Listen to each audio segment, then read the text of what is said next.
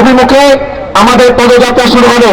এর পূর্বে 1 মিনিটে সংক্ষিপ্ত বক্তব্য দেওয়ার জন্য অনুরোধ করছি মুশিলগড় দরবার শরীফ জামে মসজিদের। আচ্ছা, এই পর্যায়ে আমাদের আজকেরই সবার সম্মানিত সভাপতি এবং আমাদের এই পদযাত্রার যিনি নেতৃত্ব দিচ্ছেন এদেশের লক্ষ কোটি সুন্নি জনতার প্রাণস্পন্দন মোহাম্মদপুর কাদরিয়া তাইয়্যিবা কামিল মাদ্রাসার সম্মানিত অধ্যক্ষ হযরত রাজ্জাবা মুফতি শেখুল হাদিস আবুল কাসেম ফজলুল হক মাদ্দাদিনুল আলী করার বক্তব্য রাখার জন্য আমি অনুরোধ করছি।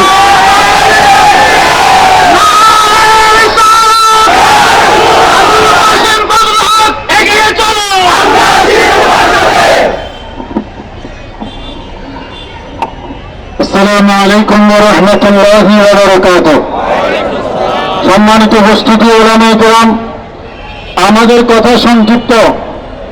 আমরা একজন ইমামের ইজ্জতের জন্য দাঁড়িয়েছি, মসজিদের একজন খতিবের ইজ্জতের জন্য দাঁড়িয়েছি, আমরা ন্যায়ের পক্ষে দাঁড়িয়েছি, আমরা মব সন্ত্রাসীদের বিরুদ্ধে দাঁড়িয়েছি, আমরা সন্ত্রাসীদের বিরুদ্ধে দাঁড়িয়েছি, আমরা পুলিশ নামের কলঙ্ক যারা তাদের শাস্তির দাবি নিয়ে দাঁড়িয়েছি, আমরা একজন মহারা সন্তানহারা মায়ের পক্ষে দাঁড়িয়েছি, একজন বাবাহারা এতিমের পক্ষে দাঁড়িয়েছি, একজন বিধবা নারীর পক্ষে দাঁড়িয়েছি, এই দেশে শান্তির পক্ষে দাঁড়িয়েছি।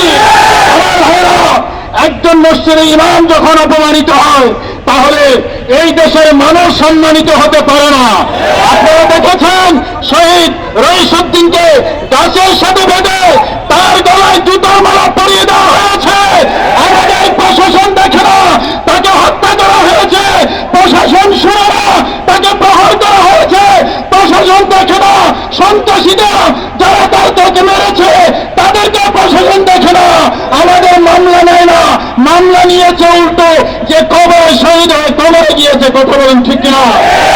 আমরা সে সকল প্রশাসনের যারা আছেন সতর্ক করে দিতে চাই, শহীদ রইসউদ্দিন বিচ্ছিন্ন কোনো ব্যক্তির নাম নয়।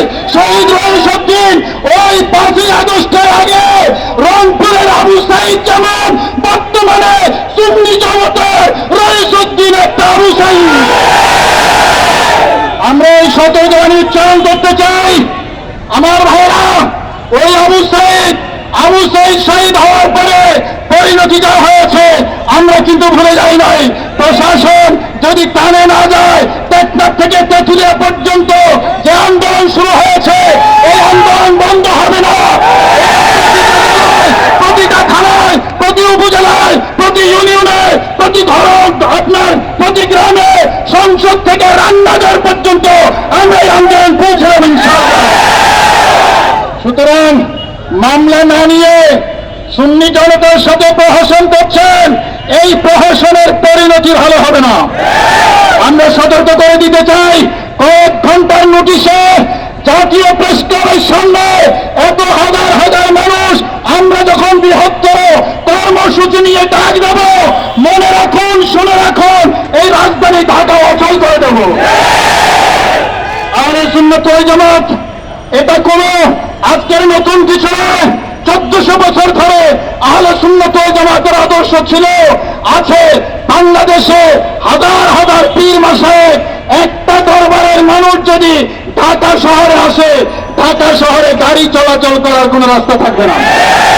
সুতরাং সাপের লেজে পা দিয়েছেন, কিন্তু অতি তাড়াতাড়ি, অতি সত্বর রইসউদ্দিন হত্যার সুবিচার নিশ্চিত করুন।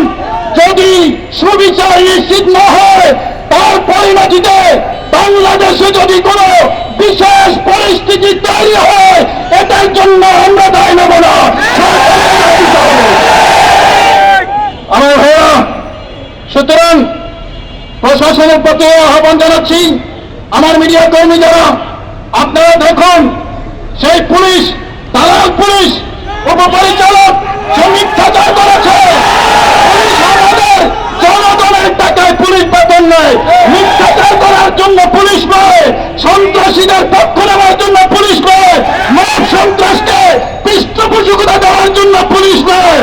আমরা পুলিশ পুলিশ বাহিনীর প্রতি আহ্বান জানাচ্ছি, আপনারা সত্যের পক্ষে আসুন, ন্যায়ের পক্ষে আসুন, মজলুমের পক্ষে আসুন, জালেমের পক্ষ নেবেন না। এই পুবাইল থানাকে নাম হলো পুবাইল থানা, কিন্তু কাজে দেখা যাচ্ছে 5ই আগস্টে যাত্রাবাড়ি থানার মতো। যাত্রাবাড়ি থানা হয়ে উঠতে আর কোন থানাকে দেওয়া হবে না। আমরা যাত্রাবাড়ি থানা চাই না, আমরা আদর্শ পুলিশ চাই, যারা জনগণের বন্ধু হবে, সন্ত্রাসীদের বন্ধু যারা, তাদের জায়গা বাংলাদেশের মাটিতে হবে না। আমার ভাইরা, আজকের এই বিশাল গণজমায়েত থেকে আমি আরেকটি বিষয়ে আমার সাংবাদিক বন্ধুদের দৃষ্টি আকর্ষণ করব। আপনারা সেই বিষয়টা আহলে সুন্নাত ওয়াল জামাতের পক্ষ থেকে আপনারা মিডিয়ায় প্রচার করবেন। নারী বিষয়ক সংস্কার কমিশন যেই রিপোর্ট দিয়েছে আপনারা সেটা দেখেছেন। নারী বিষয়ক সংস্কার কমিশনের সেই রিপোর্ট কোরআন বিরোধী, সুন্নাহ বিরোধী, ইসলাম বিরোধী, শরীয়ত বিরোধী। সন্ত্রাসীরা রইস উদ্দিনকে হত্যা করেছে। নারী বিষয়ক এই সংস্কার কমিশন ইসলামকে হত্যা করার জন্য রিপোর্ট দিয়েছে। আমরা এটা হতে দেব না। এই নারী বিরোধী, এই নারী বিষয়ক সংস্কার কমিটির এই সুপারিশ কোরআন সুন্নাহ বিরোধী, এটা এই দেশে বাস্তবায়ন করতে দেওয়া হবে না, হবে না। এই উদাত্ত আহ্বান জানিয়ে আমি আমার বক্তব্য শেষ করছি। আমার বন্ধুরা যারা আজকের এই প্রোগ্রামে এসেছেন, আপনাদের দৃষ্টি আকর্ষণ করছি, আমাদের প্রথম পর্ব শেষ হয়েছে, দ্বিতীয় পর্ব হলো পদযাত্রা। আমাদের পদযাত্রা স্বরাষ্ট্র উপদেষ্টার বাসভবন অভিমুখে পদযাত্রা।